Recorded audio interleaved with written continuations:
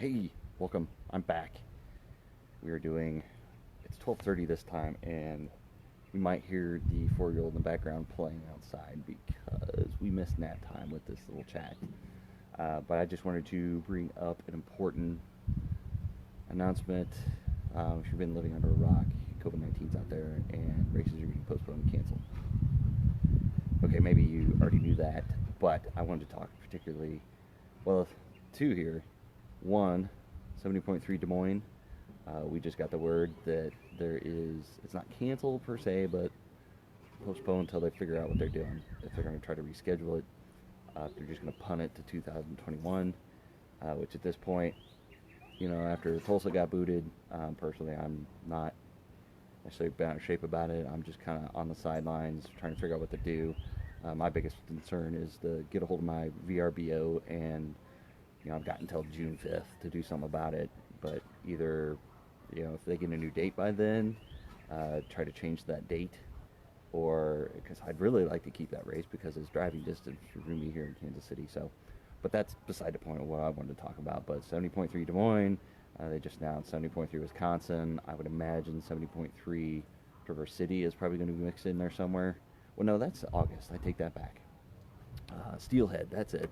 70.3 Steelhead is in June as well. So be on the lookout for that race, something to happen with that. But on that theme of races changing, Ironman Texas was supposed to be April, and that got postponed, and they finally just announced what they're doing. They're rolling it in with Waco 70.3. So it's Ironman Texas still, but it'll be down in Waco, Texas, which I'm kind of interested because I was in Tulsa for 2020, and I deferred to 2021 because none of the other races worked out.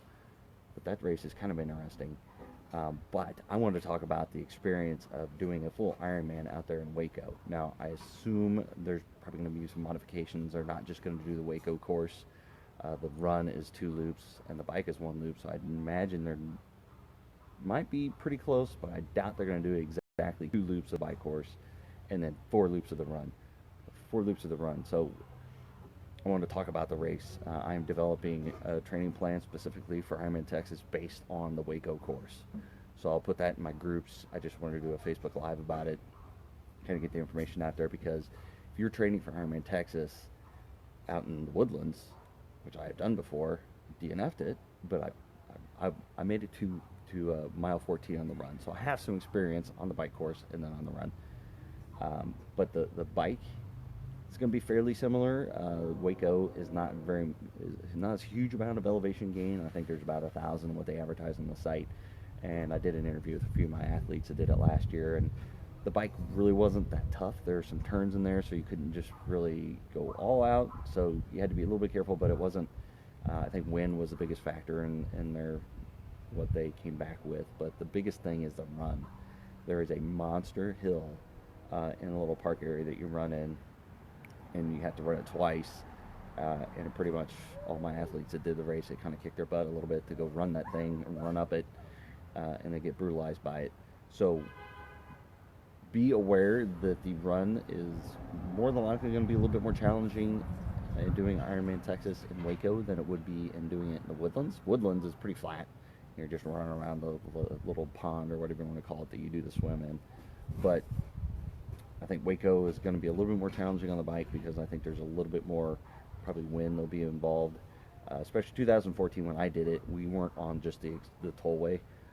It was going all throughout the countryside, and there was a nice headwind coming back in, so it was actually probably pretty similar to Waco. But I think going out on Waco, I'm curious. They haven't released course maps yet, so that's forthcoming. But like I said, I'm developing a plan to have a little bit more work in the power ranges on the bike, be able to go in the aero and work against the wind when you need to find a nice rhythm, and then coming off that, being able to do kind of a challenging run course, because I believe I've heard rumors that they're going to try to take this hill out of the run course for the full, but who knows what they're going to end up doing. But I want people to be prepared that when you come off the bike in doing Ironman Texas in Waco, that you're going to experience some hills, and it's going to be nasty, it's going to be ugly. But I want your legs to be prepared. There's going to be some hill work early on. There's going to be some strength work, a little less of the speed necessarily, but get you in the nice tempo ranges and get that zone 2 worked up really good. But then building some strength. I'm going to have some good strength sessions in there, some standalone stuff that you could do from home. That's basically all my planning now. And then the swims, I'll have them on there, but I have links to all the supplemental swim workouts to do at home on dry land that I've been doing, that I've created. So that'll be there, part of that plan as well. So I just want to throw it out there for anybody that was doing Ironman Texas. Now that Ironman Texas has been moved to Waco, the same weekend as Waco 70.3. So they're doing the full on Saturday and the half on Sunday. So if you're crazy enough, you can do a full Ironman on Saturday and then turn around. They're starting the half at noon on Sunday.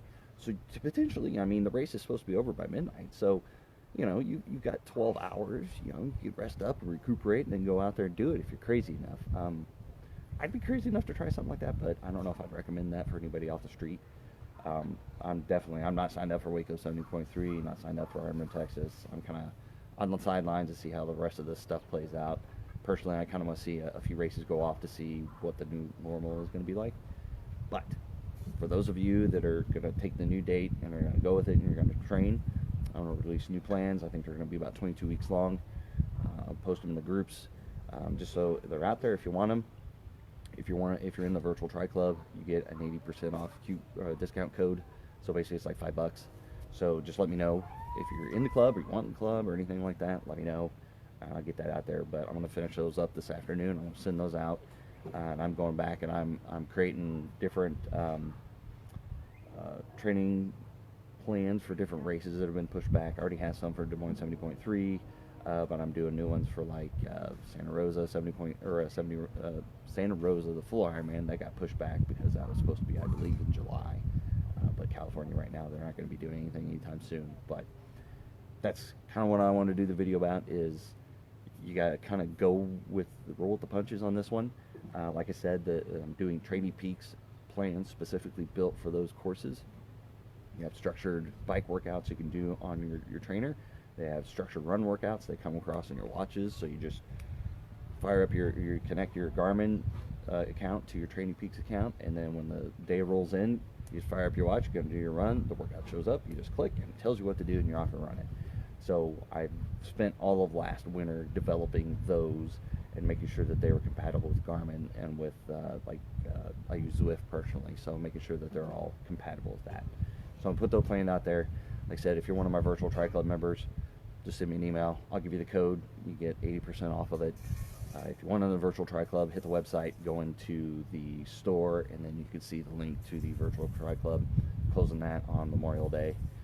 But I'm generating more plans for all these races to keep getting pushed back because now I have an opportunity to. You know, my one-on-one people that I coached right now, we're kind of in a holding pattern. So not as much is going on with that. So I'm focusing on getting training plans out for as many people to use as possible. But that is the talk for this nap time fireside chat with Ryan and Set the Pace Triathlon. It was a little bit past nap time, but the 4-year-old didn't really notice playing in the sandbox down there, so I was able to do my talk, and she didn't really know what was going on, or else doesn't care. So we'll see how that goes. But anyway, like I said, the summary is, be looking for the page in the groups. I'm gonna be posting the Ironman Texas full Ironman training plan based on the Waco course. I'm gonna be posting that. I'm gonna make it in TRAININGPEAKS this afternoon. I'm gonna make a beginner plan and advanced plan. Post those out there. If you're part of the virtual Tri Club, you get an 80% off code. If you want it, let me know, and I'll send you the code, and you can sign up, and you can just plop it in your TRAININGPEAKS, and you're off and running. And you've got no problems other than finding lodging in Waco, Texas, which personally I kind of find that a little bit more appealing. Being in Kansas City kind of shortens my drive a little bit. I heard Waco's a pretty fun area. You know, you got Baylor University, I think, is there. So most of my athletes that have done Waco 70.3 love the area, love the event. You know, it's 70.3 is done by, I think, Bicycle World. It is down there, and they do a stellar job from what I hear. So. And it's a river swim, so hopefully you start upriver and you swim downriver. I know 1 year got canceled, it was a little iffy on the weather, but last year Waco 70.3 went off without a hitch. It was great. My athletes had a great time, but like I said, the run is going to be a little bit challenging, but I think they're going to mix it up a little bit for the full, so yet to be seen. But I'm putting out the training plans based on getting you ready for a pretty difficult run for the full Ironman out there. So stay tuned. Keep making more plans and putting them out there for you guys. So if you have any questions, or if you want to see a specific plan for an event, let me know, and I can get you hooked up with that too. So any questions, always comment in the comments or send me a message or anything, and I'm always getting back to everybody. Talk to you guys later.